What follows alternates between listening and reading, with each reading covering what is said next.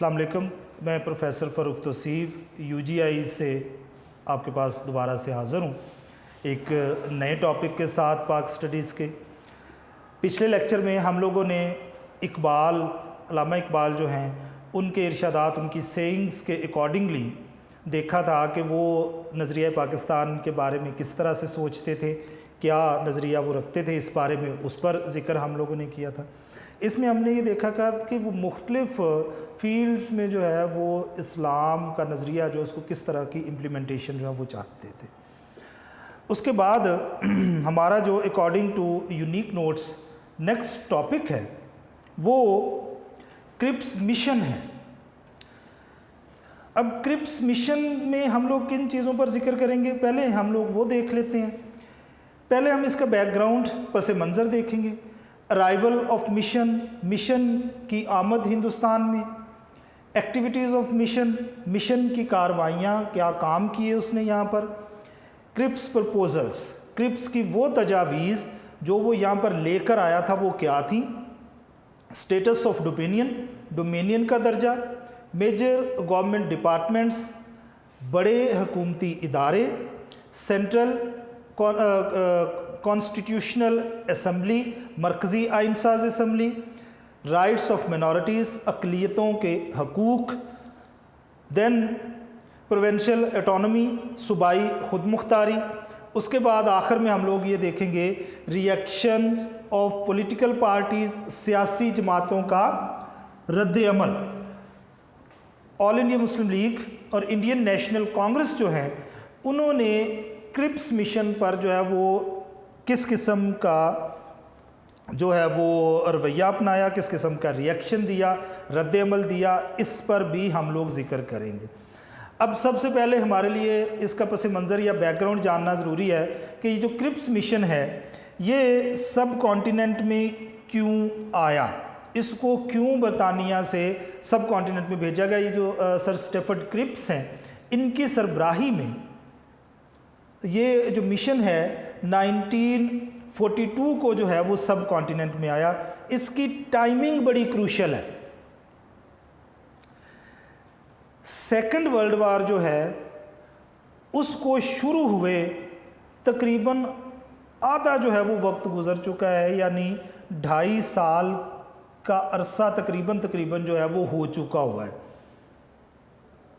अब ये वो टाइम स्लॉट है, टाइम पीरियड है, ये वो वक्त है जिस वक्त दुनिया के ज़्यादातर लोगों को ये लगता है कि जो बरतानिया है वो जापान के हाथों एशिया का कंट्रोल खो देगा, यानी एशिया जापान के हाथों से निकल के बरतानिया के हाथों से निकल के जापान के हाथ में आ जाएगा। अब जो बर्रे सगीर की सबसे बड़ी पॉलिटिकल पार्टी है इंडियन नेशनल कांग्रेस, वो भी यही सोच रही है। वो सोच रही है कि अब सब कॉन्टिनेंट या बर्रे सगीर का जो फ्यूचर है that will be decided by the Japanese. वो सोच रहे हैं कि जो जैपनीज़ हैं वो बरतानिया को हरा देंगे, बरतानिया को हराने के बाद वो अपना कब्ज़ा कर लेंगे बर्रे सगीर पर, और बर्रे सगीर का जो मुस्तकबिल है, जो फ्यूचर है, वो डिसाइड किया जाएगा उनकी तरफ से। अब ये सोच रहे हैं इंडियन नेशनल कांग्रेस के लीडर्स। ये एक बड़ा ही क्रूशल टाइम था। अब इस टाइम में जो इंडियन नेशनल कांग्रेस के लोग हैं उन्होंने हड़तालें करनी शुरू कर दी, उन्होंने मुख्तलिफ़ किस्म की एजिटेशंस जो हैं वो स्ट्राइक्स करनी शुरू कर दी अगेंस्ट द गवर्नमेंट, ताकि उनको प्रेशराइज़ किया जा सके कि वो अपना राज यहाँ से ख़त्म करके यहाँ से चले जाएं। अब यहाँ पर उनका कंट्रोल जो है वो नहीं रहेगा। इस मौके से उन्होंने जो है वो फ़ायदा हासिल करने की कोशिश की है और बरतानवी मुश्किलात में हमेशा उन्होंने इजाफ़ा ही करने की कोशिश की है। ये वो टाइम पीरियड है। अब यहाँ पर कांग्रेस वाले एक बात ठीक सोच रहे हैं, क्योंकि अभी तक जो जंग है उसके हालात ये बता रहे हैं कि ये सेकंड वर्ल्ड वार जो है ये जर्मनी और उसके अलायंस जो हैं वो जीत जाएंगे। अब एशिया में उसका जो सबसे बड़ा इत्तेहादी है वो जापान है। जापान सब कॉन्टिनेंट की तरफ जो है वो आ रहा है और सोचा यही जा रहा है कि जापान इस पर कब्ज़ा कर लेगा, डिफ़ीट होगी, हार होगी बरतानिया की, फिर वो यहाँ पर कब्ज़ा करेगा। और हिंदूज़ ये सोच रहे हैं कि जापान जहाँ पर जब कब्ज़ा करेगा तो पावर्स, इक़्तिदार वो हिंदूज़ के हैंड ओवर करेगा, हिंदूज़ को सौंप देगा और यहाँ से चला जाएगा। अब डिमांड या सोच, नज़रिया, आइडिया कुछ गलत नहीं है। हिंदूज़ को ये नज़र आ रहा है कि बरतानिया ये जंग हारेगा, जापान आएगा, यहाँ पर अपनी हुकूमत कायम करने की बजाय वो हमारे सपुर्द ये हुकूमत करेगा और चला जाएगा, और इस सूरत में यूनाइटेड इंडिया जो है वो आज़ादी हासिल कर लेगा। इससे पहले का एक इवेंट 23 मार्च 1940, 23 मार्च 1940 का पाकिस्तान रेजोल्यूशन या करारदाद पाकिस्तान का भी हो चुका है। अब करारदाद पाकिस्तान मंजूर होने के बाद ब्रिटेन्स पर, बरतानवी हुकूमत पर जो है वो दबाव और बढ़ गया है कि वो जो पॉलिटिकल सिचुएशन है सब कॉन्टिनेंट की, उसका कोई पीसफुल सोल्यूशन जो है वो तलाश करें। अब इसके बगैर वो गुजारा नहीं कर पाएंगे। अच्छा, ये वो टाइम है जिस टाइम में ब्रिटेन्स को एशिया में लड़ने के लिए सोल्जर्स, फौजियों की ज़रूरत है, असला ख़रीदने के लिए उन्हें फ़ंड्स की ज़रूरत है, और ये दोनों ही चीज़ें इनको सब कॉन्टिनेंट से बकसरत मिल सकती हैं। तो उन्होंने इस कमीशन में जो प्रपोज़ल्स भेजे ना, उन प्रपोज़ल्स में उन्होंने ऐसी बातें की कि अगर हम लोग जंग जीत जाते हैं तो, उन्होंने ये नहीं कहा कि हम अभी ये आपके साथ इन प्रपोज़ल्स पर काम करने जा रहे हैं, इन प्रपोज़ल्स को अभी जो है वो यहाँ हम इम्प्लीमेंट करेंगे। उन्होंने कहा जी अगर बरतानिया ये जंग जीत गया तो उसके बाद हम लोग बर्रे सगीर का फ्यूचर जो है वो इस तरह से डिसाइड करेंगे। अब बरतानिया भी जानता है कि अगर हम जंग हार ही गए तो फिर तो इसका फ्यूचर जैपनीज़ डिसाइड करेंगे, हमारे यहाँ ये प्रपोज़ल तो किसी काम का नहीं है ना। तो फिर उन्होंने प्रपोज़ल्स पर सबसे पहले लिखा ये है कि if Britain's one that war, अगर ये जंग हम जीत जाते हैं तो फिर सब कॉन्टिनेंट का स्टेटस क्या होगा, हम उसमें कौन सी इस्लाहात जो हैं वो लेके आएंगे, अमेंडमेंट्स लाएंगे पॉलिटिकल, उस पर उन्होंने बात की है। और इसमें दोनों ही पार्टीज़ को खुश करने की कोशिश की गई है, इंडियन नेशनल कांग्रेस को और मुस्लिम लीग को भी। ये इसमें जो है वो थोड़ा सा काम है। अच्छा, क्रिप्स मिशन जो है वो सर स्टेफर्ड क्रिप्स की सरबराही में 1942 में जो है वो सब कॉन्टिनेंट में आया। उसका अराइवल जो है वो 1942 में हुआ और यहाँ पर आकर उसने जो है वो कार्रवाइयाँ की हैं। अब उसकी एक्टिविटीज़ या उसकी कार्रवाइयाँ क्या थी, इसका जिक्र हम करते हैं। अब ये याद रखिएगा कि जो भी मिशन या डेलीगेशन किसी भी मुल्क में, किसी भी इलाके में जाता है और वो डेलीगेशन या मिशन जो है वो रिलेटेड टू पॉलिटिकल सिचुएशन है, यानी वो सियासी हैसियत में सियासी मसाइल हल करने के लिए उस मुल्क या इलाके में आया है, तो ऐसी सूरत में उसका सबसे पहला काम क्या होगा? उसका सबसे पहला काम ये होता है कि वहाँ के जो लोकल पॉलिटिकल लीडर्स होते हैं वो उनके साथ मुलाकात करते हैं, उनका मंशूर, उनका मैनिफेस्टो जो हैं वो सुनते हैं, फिर उसके अकॉर्डिंगली वो जो हैं वो अपने प्रपोजल्स पेश करते हैं। अब ये जो सर स्टेफर्ड क्रिप्स है, इसने भी एग्जैक्टली ऐसा ही किया है। और जो दो बड़ी पॉलिटिकल पार्टीज़ थीं सब कॉन्टिनेंट में इस वक्त, उन दोनों के लीडर्स से उसने मुलाकात की है, जिससे उसको उनके माइंडसेट का, उनकी ज़हनी कैफियत का जो है वो, उनके ज़हनी रुझान का पता चला है कि वो किस किस्म का पॉलिटिकल सेटअप या पॉलिटिकल सॉल्यूशन जो है वो इस मसले का चाहते हैं। फिर उसके अकॉर्डिंगली उन्होंने जो अपनी प्रपोजल्स यहाँ पर पेश किए हैं।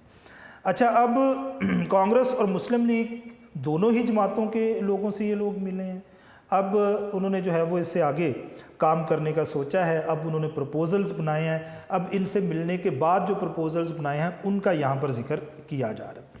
सबसे पहले उन्होंने जिक्र किया है स्टेटस ऑफ डोमेनियन का, डोमेनियन का दर्जा देने का। अच्छा, हम लोग डोमिनियनशिप का जिक्र कर रहे हैं। डोमिनियन क्या होता है? डोमिनियन असल में ये होता है कि जो सरबराह है उस इलाके का वो वही रहेगा जो पहले से मौजूद है, लेकिन उसके नीचे जो बनने वाली हुकूमत होगी वो मुकामी लोगों के सुपुर्द कर दी जाएगी। यानी आप इन्हें अंदरूनी खुद मुख्तारी जो है वो कह सकते हैं कि यानी आप अपने अंदरूनी मामला देखने में तो मुकम्मल आज़ाद होंगे, लेकिन अगर आपको किसी दूसरे मुल्क के साथ बैरूनी मामलात में काम करना है तो वो जो है वो उसके लिए आपको हम ही जो है वो इजाज़त देंगे, हमारी इजाज़त की ज़रूरत होगी। यानी यहाँ की हुक्मरान मल्का बरतानिया रहेगी, लेकिन नीचे जो हुकूमत बनेगी वो लोकल्स की बन सकती है। अब डोमिनियन का हमारे लिए मकसद यही है कि आप जो हैं वो रहेंगे बरतानिया के ग़ुलाम ही, लेकिन आपको जो है वो यहाँ पर लोकल्स को हुकूमत बनाने की इजाज़त दे दी जाएगी। यही डोमिनियन का स्टेटस सब कॉन्टिनेंट को ऑफ़र किया जा रहा है। अब ये जो डोमिनियन का कॉन्सेप्ट है ये ऑफ़र तो सब कॉन्टिनेंट को लोगों को किया जा रहा है। उनको कहा जा रहा है कि अगर ये जंग हम लोग जीत जाते हैं तो हम लोग आपको डोमिनियन का दर्जा दे देंगे, आपको डोमिनियन का स्टेटस है जो है वो दे दिया जाएगा, और आप जो है वो अपने लोकल मसाइल के मुताबिक, लोकल वसाइल के मुताबिक, अपने रिलीजियस या ट्रेडिशनल मजहबी या रवायती जो आपके मामलात हैं उनके अकॉर्डिंगली यहाँ पर अपनी एक हुकूमत बना सकेंगे। दूसरी चीज़, मेजर गवर्नमेंट डिपार्टमेंट्स जो बड़े हुकूमती इदारे हैं इसका भी उन्होंने वादा किया। उन्होंने कहा जी पहले जितने भी बड़े हुकूमती इदारे हैं उनके जो वज़ीर होते हैं, जो मिनिस्टर्स होते हैं वो बरतानवी होते हैं, ब्रिटन्स हैं। लेकिन ये जंग जीतने के बाद जो नया सेटअप, पॉलिटिकल सेटअप हम लोग यहाँ पर लाने जा रहे हैं, उस सेटअप के अकॉर्डिंगली हम लोग जितने भी बड़े डिपार्टमेंट्स हैं हुकूमत के, गवर्नमेंट के, वो लोकल इंडियंस को दे देंगे। और इन डिपार्टमेंट्स में डिफेंस, दिफा, फॉरेन अफेयर्स, अमूर ख़ारजा, कम्युनिकेशन, मवासलात जो हैं इनको बाकायदा नाम लेके के जो है वो बताया गया कि आपके सुपुर्द करेंगे। इसके अलावा कहा गया कि और भी जितने अहम डिपार्टमेंट्स होते हैं, अहम जो हुकूमती इदारे होते हैं, वो भी हम लोग लोकल हिंदूज़ के, हिंदुस्तानियों के सुपुर्द कर देंगे।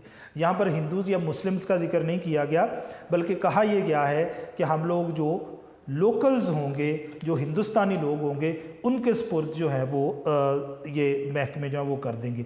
ये बात अच्छी है क्योंकि यहाँ के जो लोकल लोग हैं उन्हें ज़्यादा बेहतर तरीके से पता है कि हमारे मसाइल क्या हैं और हम अपने इन मसाइल को किस तरीके से हल कर सकते हैं।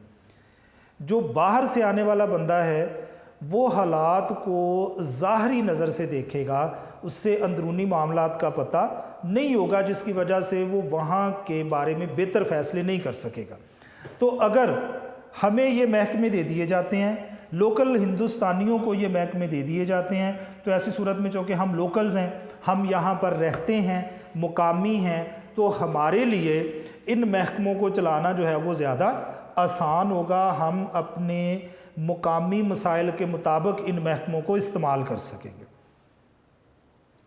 दूसरे मुल्क के रहने वाले लोग जब यहाँ आएंगे तो उन्हें हमारे अंदरूनी मामलात का कतन अंदाज़ा नहीं होता। वो जब फ़ैसले करते हैं तो वो ज़ाहरी सतह पर जो उन्हें चीज़ें नज़र आ रही होती हैं, सिर्फ उन्हीं को सबूत बना के वो काम करते हैं।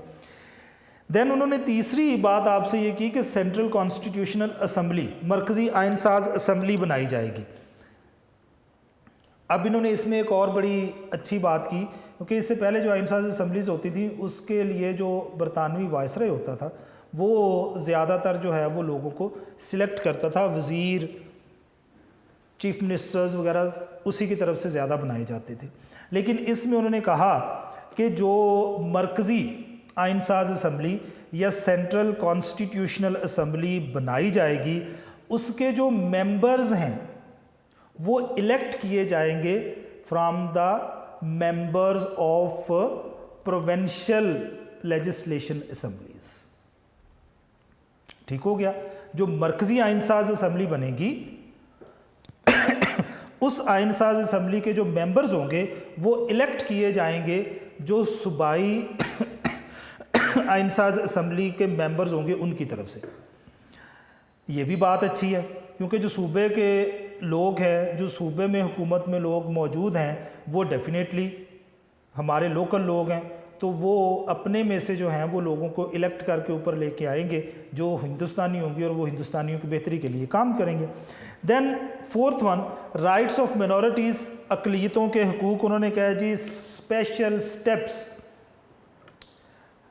Will be taken to provide safeguards to the minorities. उन्होंने कहा जी जो अक़लियतें हैं उनके हकूक़ को तहफ़्फ़ुज़ फ़राहम करने के लिए अहम इक़दामात उठाए जाएंगे। ठीक है, क्योंकि उनको भी पता है कि यूनाइटेड इंडिया है, डोमिनियन का दर्जा दिया जाएगा, हुकूमत जो है वो डेमोक्रेसी में चली जाएगी कांग्रेस के पास, हिंदूज़ के पास, क्योंकि वो मेजॉरिटी में हैं। तो यहाँ पर जो बाकी मिनॉरिटीज़ रह जाएंगी, हो सकता है उनके हुकूक उनको ना दिए जाएं, और मुस्लिम लीग इसका इजहार कर चुकी है।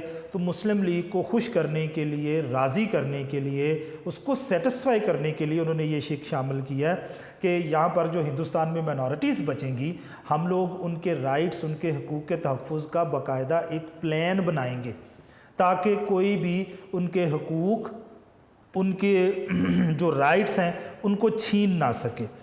देन प्रोविंशियल एटोनमी, सूबाई खुद मुख्तारी का जो है वो यहाँ पर ज़िक्र किया जा रहा है। अब यहाँ पर सूबाई खुद मुख्तारी का जो कॉन्सेप्ट दिया जा रहा है वो तकरीबन सूबे को आज़ाद करने वाला कॉन्सेप्ट ही है कि सूबे अगर चाहें तो वो आज़ाद हो सकेंगे। अब इन्होंने कहा क्या है सूबाई खुद मुख्तारी या प्रोविंशियल एटोनमी के बारे में? वो बात ये कर रहे हैं कि जनाब जंग हम लोग जीत गए, सेंट्रल कॉन्स्टिट्यूशनल असम्बली, मरकज़ी आइन साज असम्बली बन गई, मरकज़ी आइन साज असम्बली ने आइन बना दिया, कॉन्स्टिट्यूशन बन गया। अब ये कॉन्स्टिट्यूशन जो सेंट्रल लेजिस्लेशन असम्बली, मरकज़ी आइन साज असम्बली ने बनाया है, कॉन्स्टिट्यूशनल असम्बली बना चुकी है, ये अब मंजूरी के लिए जाएगा सूबों के पास। ठीक हो गया जी, आइन सेंटर ने, मरकज़ ने बना दिया, कॉन्स्टिट्यूशन बन गया। अब ये कॉन्स्टिट्यूशन जो है ये बनने के बाद जाएगा हर सूबे के पास। अब बहुत सारे सूबे उसको एक्सेप्ट करेंगे, मान लेंगे, बहुत सारे जो है उसे रिजेक्ट करेंगे, उसे मानने से इनकार कर देंगे।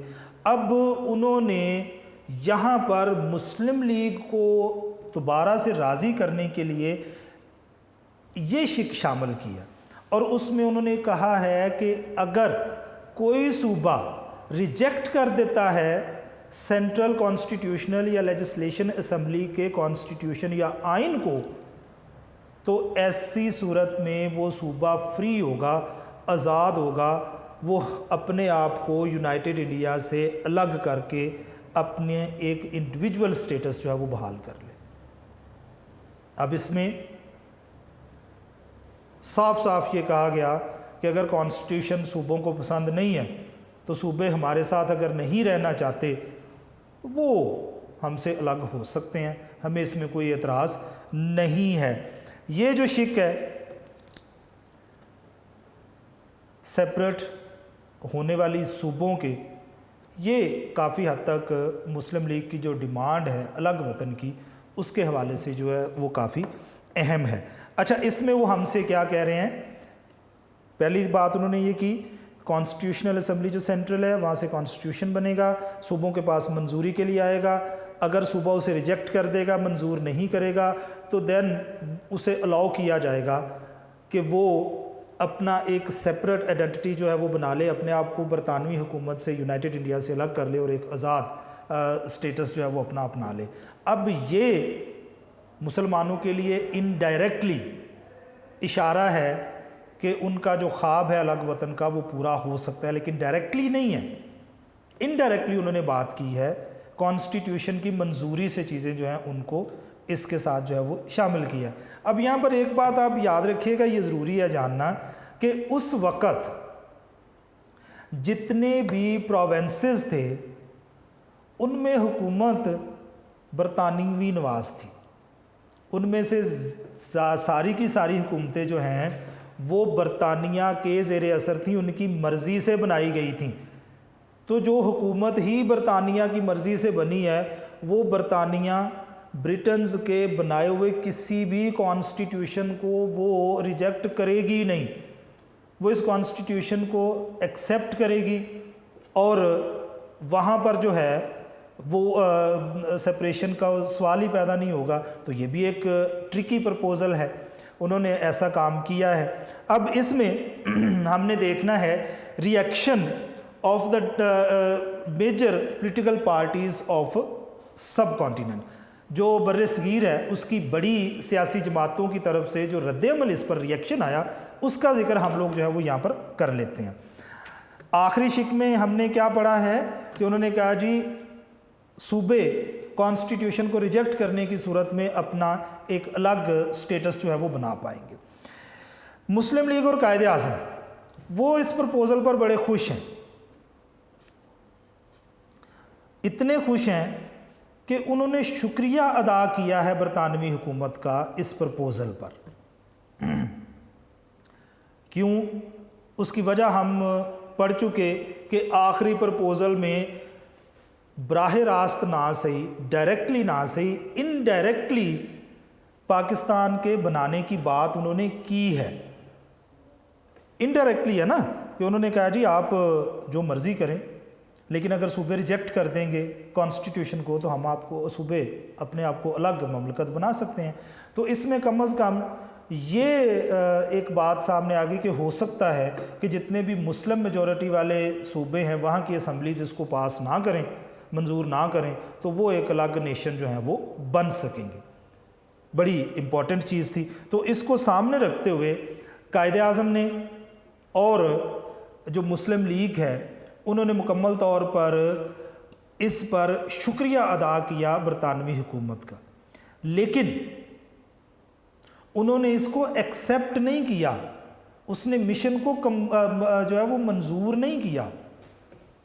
होना तो ये चाहिए था ना कि उनकी सेपरेशन वाली बात इनडायरेक्टली इसमें शामिल है, तो उन्हें इस मिशन को जो है वो मान लेना चाहिए था कि ठीक है हम इससे एग्री करते हैं, एक्सेप्ट करते हैं, इसको मंजूर करते हैं, लेकिन ऐसा नहीं हुआ।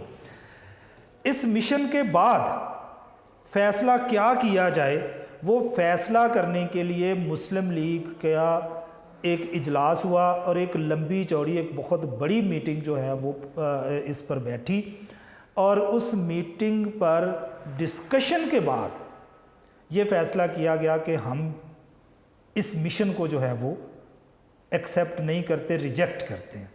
अब अगर आपने किसी मिशन को रिजेक्ट किया है तो आपको उसका रीज़न भी बताना पड़ता है कि रिजेक्ट क्यों कर रहे हैं। मुस्लिम लीग का क्लेम ये है कि हम लोग एक सेपरेट होमलैंड चाहते हैं। वहाँ पर उन्होंने आपकी बात मान ली है कि अगर सूबे कॉन्स्टिट्यूशन को एक्सेप्ट नहीं करेंगे तो ऐसी सूरत में वो अलग हो सकते हैं।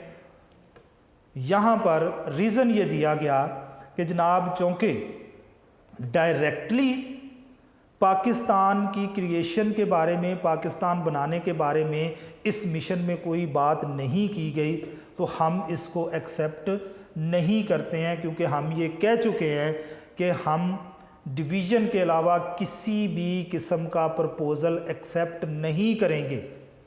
तो इसमें तो डिवीज़न की बात ही नहीं है, ऐसी सूरत में हम इसको रिजेक्ट करते हैं। अब दूसरी जानब इंडियन नेशनल कांग्रेस जो है उसका भी रिएक्शन आना ज़रूरी था। अब उसका इसको एक्सेप्ट करना भी ज़रूरी था, तो उन्होंने इसको कहा कि ये एक ऐसे बैंक का चेक है जो बैंकक्रप्ट होने जा रहा है, यानी ऐसा बैंक जो दिवालिया होने जा रहा है, आप उसका चेक दे रहे हैं। जो दिवालिया हो गया बैंक, उसके पास पैसे ही नहीं होंगे तो वो हमें डिलीवर क्या करेगा। बात बड़ी अहम है। अब बैंकक्रप्ट इसको जो है वो इस बैंक को क्यों दिवालिया होने की तरफ जाने का कहा जा रहा है, क्योंकि वो ये कह रहे हैं कि आपके हाथ में ये हुकूमत ही नहीं होगी तो आपके इस प्रपोज़ल के इम्प्लीमेंटेशन का सवाल ही पैदा नहीं होता। आपकी हुकूमत ख़त्म हो जाएगी, आप जंग हार जाएंगे, जापानी इस मुल्क पर हुकूमत बनाएंगे, फिर वो हुकूमत हिंदुस्तानियों को दे के चले जाएंगे। आप तो हमारा फ्यूचर अब डिसाइड कर ही नहीं सकेंगे। इंडियन नेशनल कांग्रेस ये कह रही है उनसे कि ये एक ऐसा बैंक का चेक है जो दिवालिया होने जा रहा है, यानी बैंकक्रप्ट हो जाएगा, उसके पास तो पैसे ही नहीं होंगे। अब यहाँ पर हिंदुस्तान जो है उसको बैंक कहा जा रहा है और जो हुकूमत है उसकी तरफ से कहा जा रहा है कि आप हमें एक चेक दे रहे हैं जो दिवालिया बैंक का चेक है, कैश होने का चांस ही नहीं है, आपकी यहाँ पर हुकूमत ख़त्म हो जाएगी, जापान यहाँ पर हुकूमत बना लेगा और वही जो है वो हमारा फ्यूचर डिसाइड करेगा। अब उन्होंने इसको रिजेक्ट किया। उन्होंने कहा जी जो आपने वीटो पावर दी है, यानी सूबों को जो कॉन्स्टिट्यूशन को, आइन को रिजेक्ट करने की पावर्स जो आपने दी हैं, हम लोग इस वजह से इसको एक्सेप्ट नहीं करते। अब ये भी बड़ा अहम है, मुस्लिम लीग ने भी यही कहा है। मुस्लिम लीग ये कहती है कि आपने डायरेक्टली पार्टीशन की बात नहीं की, कांग्रेस ये कहती है कि आपने इनडायरेक्टली भी पार्टीशन की बात क्यों की है। बराह रास्त बात करना तो दूर की बात, आप लोगों ने इनडायरेक्टली भी अगर पार्टीशन की बात की है, सूबों को वीटो पावर दिया है, तो ऐसी सूरत में हम इसको एक्सेप्ट नहीं करते। यानी जो सब कॉन्टिनेंट की दोनों बड़ी पॉलिटिकल पार्टीज़ हैं, दोनों ने ही इस प्रपोज़ल को जो है वो रिजेक्ट कर दिया और ये एक फेलियर जो है वो सब कॉन्टिनेंट में हुआ है।